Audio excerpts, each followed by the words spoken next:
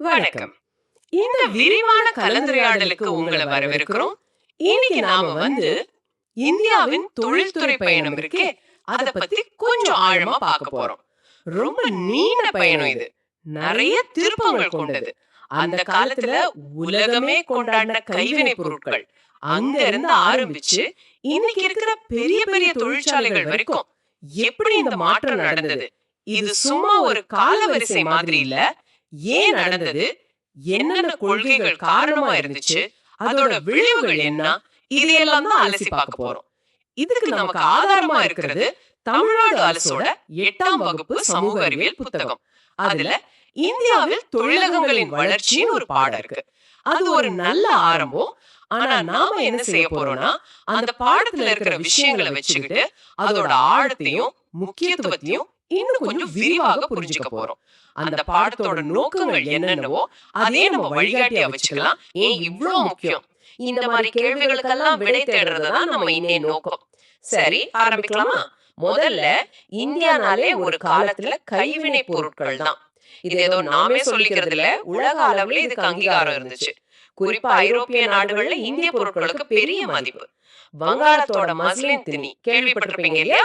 அவ்வளவு மென்மை, அவ்வளவு நேர்த்தி. ஒரு முழு துணியையே ஒரு சின்ன மோதிரத்துக்குள்ள நுழைச்சிடலாம்னு சொல்லுவாங்க. அது மட்டும் இல்ல, காலிகோ துணிகள், அழகான ஷால்வைகள், உலோக வேலைப்பாடுகள், அப்புறம் விலை உயர்ந்த கல்வச்ச நகைகள், தந்த வேலைப்பாடு, மர வேலைப்பாடு, கம்பளி, பட்டுன்னு ஒரு பெரிய பட்டியலே இருக்கு. நம்ம பழைய தமிழ் இலக்கியங்கள்ல கூட ஏற்றுமதி செஞ்ச துணிகள், கைவினை பொருட்களை பத்தி நிறைய குறிப்புகள் இருக்கு. இது பல நூறு வருஷமா தொடர்ந்த ஒரு விஷயம். இந்த தரமும் திறமையும் தான் அப்போ இந்திய பொருளாதாரத்தோட ஒரு பெரிய பலம். ஆமா, அந்த தரம் உண்மையே அபாரமானது. ஆனா இங்கதான் ஒரு முக்கியமான விஷயம் நடக்குது. இவ்வளவு சிறப்பா இருந்த இந்த கைவினை தொழில் மெதுவா ஆனா ரொம்ப மோசமா சரிய ஆரம்பிக்குது. இதுக்கு ரெண்டு முக்கிய காரணம் சொல்லலாம். ஒண்ணு, நம்ம நாட்டுக்குள்ளேயே நடந்த மாற்றங்கள். இந்தியாவை ஆண்ட ராஜாக்கள், நவாப்கள், ஜமீன்தார்கள், இவங்க தான் இந்த கைவினைஞர்களுக்கு முக்கிய ஆதரவு. அவங்களுக்கு தேவையான ஆடம்பர பொருட்களை செஞ்சு கொடுக்கறது தான் பல பேரோட வாழ்க்கை. ஆனா போக போக இவங்களோட அதிகாரம் குறையும் போது, அப்புறம் ஆங்கிலேயர்கள் வந்த பிறகு இந்த ஆதரவு போயிடுச்சு. இது ஒரு அணி. ஆனா இதை விட பெரிய அணி, ரொம்ப மோசமான அணி, ஆங்கிலேயர்களோட கொள்கைகளால வந்தது. அதுதான் முக்கியம். அவங்க கிழக்கிந்திய கம்பெனியா வந்தாங்க, அப்புறம் நேரடியாவே ஆட்சி செஞ்சாங்க. அவங்க இந்தியாவை வேற மாதிரி பார்த்தாங்க. இங்கிலாந்துல அப்போ தொழில் புரட்சி வேகமா நடந்துட்டு இருந்துச்சு. அவங்களுக்கு ரெண்டு விஷயம் முக்கியமா தேவைப்பட்டது. ஒண்ணு, அவங்க தொழிற்சாலைக்கு தேவையான மூலப்பொருட்கள், பருத்தி, சாயம், இந்த மாதிரி மலிவா கிடைக்கணும். ரெண்டாவது, அவங்க மிஷின்ல செஞ்ச பொருட்களை விற்க ஒரு பெரிய சந்தை வேணும். இந்தியா இத ரெண்டுத்தையுமே நல்லா பூர்த்தி செஞ்சது. அப்போ இது வெறும் போட்டி இல்ல, திட்டமிட்டே கொண்டு வந்த கொள்கைகள்னு சொல்றீங்களா? நிச்சயமா. அதுக்கு ஒரு நல்ல உதாரணம் அவங்களோட ஒரு தலைப்பட்சமான தடையற்ற வர்த்தக கொள்கை, ஒன் வே ஃப்ரீ ட்ரேட் அப்படின்னு சொல்லுவாங்க. அப்படின்னு என்னன்னா, இங்கிலாந்துல இருந்து வர மிஷின் தயாரிப்புகளுக்கு இந்தியால வரி கிடையாது, இல்லைன்னா ரொம்ப ரொம்ப கம்மி. ஆனா இங்கிருந்து இங்கிலாந்துக்கு போற நம்ம கைவினை பொருட்களுக்கு பயங்கரமான வரி. இதனால என்னாச்சு, நம்ம பொருட்கள் இங்கிலாந்து சந்தையில ரொம்ப விலை அதிகமாயிடுச்சு, போட்டியிட முடியல. அதே நேரத்துல விலை குறைவான பிரிட்டிஷ் பொருட்கள் இந்திய சந்தையை ஆக்கிரமிக்க ஆரம்பிச்சது. இங்கிலாந்து மிஷின்ல செஞ்ச துணி நம்ம கைத்தறி அளவுக்கு நேர்த்தியா இல்லாம இருக்கலாம், ஆனா ரொம்ப மலிவா இருந்துச்சு. பல நூறு வருஷமா கையாலே செஞ்சு பழகின நம்ம கைவினைஞர்களால இந்த விலை போட்டியை சமாளிக்கவே முடியல. இதுல பாருங்க, ரயில்வே கொண்டு வந்ததும் கூட ஒரு வகையில பிரிட்டிஷ் பொருட்களுக்கு சாதகமா அமைஞ்சது. நாட்டுல மூளை முடுக்கெல்லாம் அவங்க பொருட்களை கொண்டு சேர்க்காத ஓவியா இருந்துச்சு. இதோட மொத்த விளைவு, லட்சக்கணக்கான கைவினைஞர்கள் அவங்க பரம்பரை தொழிலையே விட்டுட்டு வேற வழி இல்லாம விவசாய கூலியா மாற வேண்டிய நிலைமை. இது நம்ம சமூக பொருளாதார அமைப்பையே மாத்தி போட்டுடுச்சு. இது வெறும் பொருளாதார இழப்பு இல்ல, நம்ம கலாச்சாரத்தோட ஒரு பெரிய இழப்புன்னு சொல்லலாம். ஆமா, கேட்கவே ரொம்ப கஷ்டமா இருக்கு. அந்த பாரம்பரிய தொழில் நலிஞ்சு போனாலும் இந்தியால வேற மாதிரி ஒரு புது தொழில்கள் வர ஆரம்பிச்சது இல்லையா? ஒரு கதவு மூடுனா இன்னொரு கதவு திறந்த மாதிரி. ஆமா, ஒரு 19ஆம் நூற்றாண்டுல நவீன தொழில்களுக்கான ஒரு அடித்தளம் மெதுவா போடப்பட்டுச்சு. அதுல முதல்ல வந்தது தோட்ட தொழில்கள். அசாம், அப்புறம் நம்ம மேற்கு தொடர்ச்சி மலை பகுதிகள், கேரளா, தமிழ்நாடு, கர்நாடகா, இங்கெல்லாம் பெரிய அளவுல தேயிலை, காஃபி, ரப்பர் தோட்டங்கள் ஆரம்பிச்சாங்க. 1839 ஆரம்பிச்ச அசாம் தேயிலை நிறுவனம்னு ஒண்ணு, அது ஒரு முக்கியமான உதாரணம். ஆனா இங்க ஒண்ணு கவனிக்கணும். இந்த தோட்ட தொழிலுக்கு நிறைய முதலீடு தேவைப்பட்டது, தொழில்நுட்ப அறிவும் வேணும். அதனால பெரும்பாலும் தோட்டங்கள் ஐரோப்பியர்கள் கையில தான் இருந்துச்சு. இந்தியர்கள் பெரும்பாலும் தொழிலாளர்களா தான் இருந்தாங்க. இது ஒரு நவீன தொழில் தான், ஆனா இதோட லாபம் பெருசா இந்தியா விட்டு வெளியே தான் போச்சு. சரி, இந்த தோட்ட தொழிலுக்கு அப்புறம் தான் மெஷின்களை வச்சு செய்யற தொழிற்சாலைகள் வந்தது. அது ஒரு பெரிய முன்னேற்றம் இல்லையா? ஆமா, அது ரொம்ப முக்கியமான கட்டம். இதுல பருத்தி நெசவு தொழில் தான் முதல்ல வந்தது. முதல் நவீன பருத்தி ஆலை 1818 கல்கத்தா பக்கத்துல ஃபோர்ட் கிளாஸ்டர்னு ஒரு இடத்துல ஆரம்பிச்சாங்க. ஆனா அது பெருசா வெற்றி பெறல. உண்மையான வெற்றி கிடைச்சது மும்பைல 1854 கவாஸ்ஜி நானாபாய் தவார்னு ஒரு பார்சி தொழிலதிபர் பாம்பே நூற்பு மற்றும் நெசவு நிறுவனம்னு ஒரு ஆலை ஆரம்பிச்சாரு. இதுதான் நவீன இந்திய பருத்தி தொழிலோட உண்மையான தொடக்கம்னு சொல்லலாம். பாம்பே ஏன் ஒரு முக்கிய மையமா மாறுச்சுன்னா, அங்க துறைமுகம் இருந்தது, பருத்தி விளையிற இடத்துக்கு பக்கத்துல இருந்துச்சு, பார்சி சமூகத்தோட தொழில் முனைவு, இதெல்லாம் காரணம். பாம்பேக்கு அப்புறம் அகமதாபாத் ஒரு பெரிய நெசவு மையமா வளர்ந்துச்சு. அதை இந்தியாவின் மான்செஸ்டர்னு கூட சொன்னாங்க. அதே மாதிரி பருத்தி மாதிரியே சணல் தொழிலும் வங்காளத்துல நல்லா வளர்ந்துச்சு. 1855 கல்கத்தா பக்கத்துல ரிஷ்ராங்கிற இடத்துல முதல் சணல் ஆலை போட்டாங்க. சணல் சாக்கு, கயிறு இதுக்கெல்லாம் உலக அளவுல நல்ல தேவை இருந்துச்சு. ஆனா 1947 நாடு தெரிஞ்ச போது இந்த தொழிலுக்கு ஒரு பெரிய அடி விழுந்துச்சு. எப்படின்னா, சணல் நல்லா விளையிற நிலங்கள் பெரும்பாலும் கிழக்கு பாகிஸ்தானுக்கு, அதாவது இப்போதைய வங்கதேசத்துக்கு போயிடுச்சு. ஆனா சணல் ஆலைகள் எல்லாம் மேற்கு வங்காளத்துல, நம்ம இந்தியாவில தங்கிடுச்சு. மூலப்பொருள் இல்லாம ஆலை எப்படி ஓடும் இல்லையா? இது சணல் தொழில ரொம்ப பாதிச்சது. ஓ, அப்படியா? இந்த ஆரம்ப கால தொழில்கள்ல இரும்பு எஃகு தொழில், அதாவது டிஸ்கோவோட ஆரம்பம், அது ஒரு தனி இடம் பிடிக்குதுன்னு தோணுது. அதோட முக்கியத்துவம் என்ன? நிச்சயமா அது ஒரு மிகப்பெரிய திருப்புமுனை. டாடா இரும்பு மற்றும் எஃகு நிறுவனம் டிஸ்கோ 1907 ஜாம்ஷெட்ஜி நுசர்வாஞ்சி டாடா அவரால் பீகார்ல, இப்போ ஜார்க்கண்ட் சாக்சின்ற இடத்துல ஆரம்பிக்கப்பட்டது. இது வெறும் ஒரு ஃபேக்டரி இல்ல, இது ஒரு பெரிய கனவு. இந்தியாவுக்கு தேவையான இரும்பையும் எஃகையும் நாமளே உற்பத்தி செய்யணுங்கிற ஒரு பார்வை. 1911 தேனிரும்பும் 1912 எஃகையும் உற்பத்தி செய்ய ஆரம்பிச்சாங்க. ரயில் தண்டவாளம், பாலம், மிஷின், நாட்டுக்கு தேவையான அடிப்படை பொருளை இந்தியாவிலே செஞ்சது ஒரு பெரிய சாதனை. இதுதான் மத்த கனரக தொழில்கள் உருவாகிறதுக்கு ஒரு நல்ல அடித்தளத்தை கொடுத்துச்சு. இதுக்கப்புறம் தான் காகிதம், சர்க்கரை, சிமெண்ட் மாதிரி மத்த தொழிற்சாலைகளும் மெதுவா வளர ஆரம்பிச்சது. சுதந்திரம் கிடைக்கிறதுக்கு முன்னாடியே ஒரு நவீன தொழில்துறைக்கான விதைகள் போடப்பட்டு சில மரங்களும் வளர்ந்துச்சு. ஆனா உண்மையான வேகம், ஒரு திட்டமிட்ட வளர்ச்சின்னு பார்த்தா அது சுதந்திரத்துக்கு அப்புறம் தானே? ஆமா, சுதந்திரம் கிடைச்ச உடனே நேரு தலைமையிலான அரசு நாட்டோட வறுமையை போக்கணும், பொருளாதாரத்தை முன்னேற்றணும்னா தொழில் வளர்ச்சி தான் முக்கியம்னு ரொம்ப நம்பினாங்க. இதுக்காக திட்டமிட்ட பொருளாதார முறையை ஃபாலோ பண்ணாங்க. 1948 முதல் தொழில் கொள்கை வந்துச்சு. அதுக்கப்புறம் 1956 வந்த தொழில் கொள்கை ரொம்ப ரொம்ப முக்கியமானது. அதுதான் அடுத்த பல வருஷத்துக்கு இந்தியாவோட தொழில்துறை பாதையை தீர்மானிச்சதுன்னு சொல்லலாம். இங்கேதான் விஷயங்கள் இன்னும் கொஞ்சம் சுவாரஸ்யமா, அதே சமயம் சிக்கலாவும் மாறுது இல்லையா? சுதந்திர இந்தியாவோட தொழில் வளர்ச்சி ஒரே மாதிரி போகல. பல கட்டங்களா வேற வேற முன்னுரிமைகளோட, சவால்களோட போயிருக்கு. இத ஒரு 4 கட்டமா பிரிக்கலாம்னு ஆதாரம் சொல்லுது. முதல் கட்டம் எப்படி இருந்துச்சு? இந்த காலத்தோட முக்கிய மந்திரம் கனரக தொழில்கள். அந்த 1956 தொழில் கொள்கைப்படி நாட்டுக்கு ரொம்ப அடிப்படையான இரும்பு, எஃகு, பெரிய மிஷின்கள், ரசாயனம், மின்சாரம், இந்த மாதிரி துறைகள்ல அரசாங்கம் நேரடியா கவனம் செலுத்துச்சு. இதுக்காக நிறைய பொதுத்துறை நிறுவனங்கள், அதாவது PSUஸும் உருவாக்குனாங்க. இது அரசாங்க கட்டுப்பாட்டுல இயங்குச்சு. இதோட நோக்கம் வெறும் லாபம் மட்டும் இல்ல, நாட்டோட தொழில் கட்டமைப்பை பலப்படுத்தணும், வேலை வாய்ப்பு உருவாக்கணும், பிராந்திய ஏற்றத்தாழ்வை குறைக்கணும். இந்த மாதிரி பல நோக்கங்கள். இத நேருவியன் மாடல்னு சொல்லுவாங்க. நாட்டோட கட்டளை உயரத்துல அரசாங்கம் இருக்கணும்னு நினைச்சாங்க. கனரக தொழில்கள் முக்கியம்தான். ஆனா எல்லா கவனமும் அது மேலேயே இருந்தப்போ மக்களுக்கு அன்றாடம் தேவைப்படுற பொருட்களோட நிலைமை என்ன? அதுல ஒரு பற்றாக்குறை வரலையா? நல்ல கேள்வி.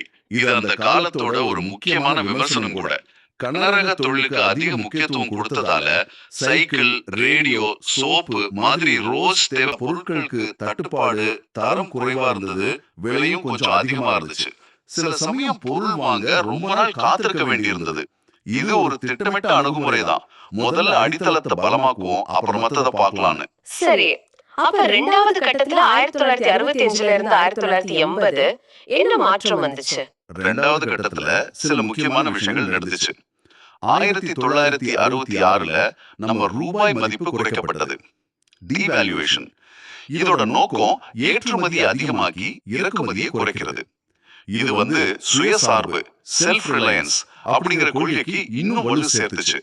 வெளிநாட்டு பொருட்களை நம்பி இருக்கிறத குறைச்சுக்கணும், நம்மால முடிஞ்சதை நம்மளே உற்பத்தி செய்யணுங்கிற எண்ணம் பலமாச்சு. அதே நேரத்துல பசுமை புரட்சியால விவசாய உற்பத்தி நல்லா அதிகமாச்சது. இதனால கிராமங்கள்ல கொஞ்சம் பணப்புழக்கம் அதிகமாச்சு. டிராக்டர், பம்ப் செட் மாதிரி விவசாய கருவிகளுக்கும் மத்த பொருட்களுக்கும் தேவை அதிகமாச்சு. அதனால இந்த காலத்துல நுகர்வோர் பொருட்கள் உற்பத்திக்கும் கொஞ்சம் முக்கியத்துவம் கொடுத்தாங்க. வெளிநாட்டுல இருந்து வர பொருளுக்கு பதிலா அதே நம்ம நாட்டுல தயாரிக்கிறத இம்போர்ட் சப்ஸ்டிடியூஷன் ஒரு முக்கிய நோக்கமா வச்சாங்க. அடுத்த கட்டம், அதாவது 1980ல இருந்து 1991 வரைக்கும் ஒரு மாதிரி தேக்க நிலைன்னு சொல்றாங்க. வளர்ச்சி வேகம் குறைஞ்சதுக்கு என்ன காரணம்? ஆமா, அந்த மூணாவது கட்டம் 1980 முதல் 1990 வரை தொழில் வளர்ச்சியில கொஞ்சம் வேகம் குறைஞ்ச காலம்தான். இதுக்கு பல காரணம் இருந்தாலும் முக்கியமா உள்கட்டமைப்பு பற்றாக்குறை, கரண்ட் சரியா இல்ல, ரோடு வசதி இல்ல, துறைமுகத்துல தாமதம், இதெல்லாம் தொழில் நடத்துறத கஷ்டமாக்குச்சு. இன்னொரு பெரிய காரணம் உரிம ராஜ்னு சொன்னாங்களே அந்த முறை, லைசன்ஸ் ராஜ். ஒரு தொழில் ஆரம்பிக்கணும்னாலும் சரி, உற்பத்தியை கூட்டணும்னாலும் சரி, ஏன் ஒரு புது பொருள் அறிமுகப்படுத்தணும்னா கூட எல்லாத்துக்கும் அரசாங்க கிட்ட அனுமதி வாங்கணும். இது தேவையில்லாத காலதாமதத்தையும் ஊழலையும் கொண்டு வந்தது. புதுசா தொழில் தொடங்க வர்றவங்களுக்கு இது பெரிய தடையா இருந்துச்சு. இதனால தொழில்துறை ஒரு மாதிரி மந்தமாயிடுச்சு. போட்டியும் குறைவா இருந்ததால திறமையும் புதுமைகளும் குறைஞ்சது. இந்த உரிமராஜ் பத்தி இன்னும் கொஞ்சம் சொல்ல முடியுமா? நடைமுறையில இது எப்படி இருந்திருக்கும்? நீங்களே யோசிச்சு பாருங்க. நீங்க ஒரு தொழில் பண்றீங்க, உங்க பொருளுக்கு நல்ல டிமாண்ட் இருக்கு, உற்பத்தியை அதிகமாக்கலாம்னு பாக்குறீங்க. ஆனா அதுக்கு அரசாங்கம் கிட்ட அனுமதி வாங்கணும். அந்த அனுமதி கிடைக்க மாச கணக்குல, சில சமயம் வருஷ கணக்குல கூட ஆகலாம். இல்ல ஒரு புது டெக்னாலஜி யூஸ் பண்ணலாம்னு நினைக்கிறீங்க, அதுக்கும் பர்மிஷன் வேணும். இப்படி ஒவ்வொரு விஷயத்துக்கும் அரசாங்க அனுமதி தான். உரிமராஜ் இது அதிகார வர்க்கத்தை வளர்த்துச்சு, தொழில் வளர்ச்சியை ரொம்ப கட்டுப்படுத்துச்சு. இந்த நிலைமைதான் 1991ல பெரிய மாற்றங்கள் வர ஒரு முக்கிய காரணம். ஆமா, 1991 இந்திய பொருளாதார வரலாற்றுல ஒரு முக்கியமான வருஷம். புதிய பொருளாதார கொள்கை, எல்பிஜின்னு சொல்றாங்களே, தாராளமயமாக்கல், தனியார் மயமாக்கல், உலகமயமாக்கல். இது எவ்வளவு பெரிய மாற்றம்? மிகப்பெரிய மாற்றம். அந்த நாலாவது கட்டம் 1991க்கு அப்புறம் இந்தியாவை உலகத்தோட இணைச்சதுன்னே சொல்லலாம். அப்போ இந்தியா ஒரு கடுமையான பொருளாதார நெருக்கடியில இருந்துச்சு. ஃபாரின் எக்ஸ்சேஞ்ச் கையிருப்பு ரொம்ப குறைஞ்சு போச்சு. இந்த மாதிரி ஒரு சூழல்ல தான் பிரதமர் நரசிம்ம ராவ், நிதியமைச்சர் மன்மோகன் சிங் தலைமையில இந்த புது கொள்கைகளை கொண்டு வந்தாங்க. தாராளமயமாக்கல், லிபரலைசேஷன் மூலமா அந்த உரிமை ராஜ்யத்தை பெருமளவு ஒழிச்சாங்க. தொழில் தொடங்குறதுக்கும் நடத்துறதுக்கும் இருந்த நிறைய கட்டுப்பாடுகளை நீக்கினாங்க. தனியார் மயமாக்கல் மூலமா நஷ்டத்துல ஓடிட்டு இருந்த சில பொதுத்துறை நிறுவனங்களோட பங்குகளை தனியாருக்கு வித்தாங்க. தனியார் துறைக்கு அதிக வாய்ப்பு கொடுத்தாங்க. உலகமயமாக்கல் மூலமா வெளிநாட்டு கம்பெனிங்க இங்க தொழில் தொடங்கவும் முதலீடு செய்யவும் FDI இருந்த தடைகளை குறைச்சாங்க. அதே மாதிரி நம்ம கம்பெனிகளும் வெளிநாட்டுல தொழில் செய்யவும் உலக சந்தையில போட்டியிடவும் ஊக்கம் கொடுத்தாங்க. இதுக்கு பின்னாடி இருந்த அடிப்படை நோக்கம் என்னன்னா, இந்திய தொழில்களோட செயல்திறனை கூட்டணும், போட்டியை அதிகமாக்கணும், புது டெக்னாலஜியை கொண்டு வரணும், நம்ம பொருட்களை உலக தரத்துக்கு உயர்த்தணும். இது இந்திய பொருளாதாரத்தோட பாதையே மாத்திடுச்சு. ஐடி, ஆட்டோமொபைல், டெலிகாம்னு பல துறைகள்ல பயங்கரமான வளர்ச்சி வந்துச்சு. இந்த பெரிய மாற்றங்கள் நடந்தப்போ CII மாதிரி தொழில் கூட்டமைப்புகளோட பங்கு எப்படி இருந்துச்சு? இந்திய தொழில் கூட்டமைப்பு, Confederation of Indian Industry, CII மாதிரி அமைப்புகள் இந்த மாற்றத்துல ஒரு முக்கியமான பங்கு வகிச்சாங்க. CII 1895 ஆரம்பிச்சிருந்தாலும் குறிப்பா 1991க்கு அப்புறம் அவங்களோட பங்கு ரொம்ப அதிகமாச்சு. இந்த அமைப்புகள் தொழில்துறையோட குரலா செயல்பட்டாங்க. அதாவது புதுசா வர கொள்கைகளை எப்படி அமல்படுத்துறது, அதுல என்னென்ன சிக்கல்கள் இருக்கு, தொழில்துறைக்கு உண்மையில என்ன தேவை, இந்த மாதிரி விஷயங்கள்ல அரசாங்கத்துக்கு ஆலோசனை கொடுத்தாங்க. அரசாங்கத்துக்கும் தொழில்துறைக்கும் நடுவில் ஒரு பாலமா இருந்தாங்க. வெளிநாட்டு முதலீட்டாளர்களை இந்தியாவுக்கு கொண்டு வரதுலயும் இவங்களுக்கு ஒரு பங்கு இருந்துச்சு.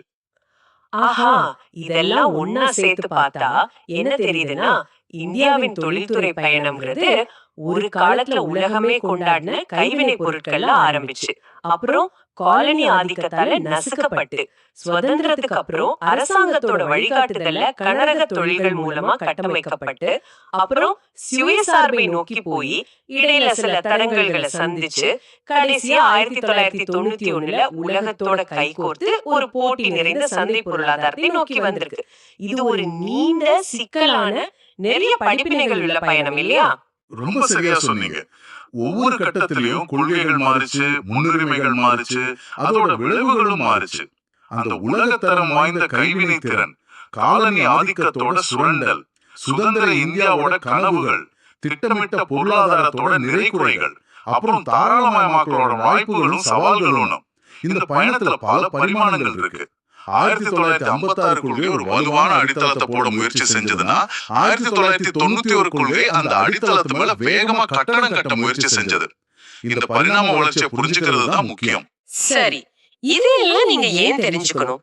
ஏன்னா இந்த வரலாறு தான் இன்னைக்கு இருக்கிற இந்திய பொருளாதாரத்தோட முகத்தை உருவாக்கி இருக்கு. நாம இன்னைக்கு பயன்படுத்துற பொருட்கள், நம்ம வேலை வாய்ப்புகள், நாட்டோட வளர்ச்சி வேகம், உலக அளவுல இந்தியாவுக்கு இருக்கிற இடம், எல்லாத்துக்கும் பின்னாடியும் இந்த வரலாறு இருக்கு. இந்த பயணத்தோட ஒவ்வொரு கட்டத்திலையும் எடுத்த முடிவுகள் தான் இன்னைக்கு நமக்கு கிடைக்கிற வாய்ப்புகளையும் நாம சந்திக்கிற சவால்களையும் உருவாக்கி இருக்கு. நம்ம நிகழ்காலத்தை நல்லா புரிஞ்சுக்க இந்த கடந்த கால பயணத்தை பத்தி தெரிஞ்சுக்கிறது ரொம்ப அவசியம். இறுதியா இது நம்மள ஒரு முக்கியமான கேள்விக்கு கூட்டிட்டு வருது. ஒரு காலத்துல கைவினை பொருள்கள்ல உலகத்துக்கே நாம தான் முன்னோடி. அப்புறம் ஒரு வீழ்ச்சி, பிறகு அரசாங்க வழிகாட்டுதல்ல ஒரு வளர்ச்சி, இப்போ உலக சந்தையோட போட்டி போடுறோம். இந்த பயணத்துல இருந்து நாம கத்துக்கிட்ட பாடங்கள் என்ன? வெறும் பொருளாதார வளர்ச்சி மட்டும் இல்லாம நீடித்த சுற்றுச்சூழலுக்கு பாதிப்பு இல்லாத, அதே சமயம் சமுதாயத்துல இருக்கிற எல்லா மக்களையும் உள்ளடக்கிய ஒரு சமச்சீரான தொழில் வளர்ச்சியை எதிர்காலத்துல அடையணும்னா இந்தியா இனிமே எதுல கூடுதல் கவனம் செலுத்தணும்? இந்த பெரிய பயணத்தோட அனுபவங்களை வச்சு அடுத்த கட்டத்துக்கு நாம எப்படி தயாராகணும்னு நீங்க நினைக்கிறீங்க? இது உங்க சிந்தனைக்கு.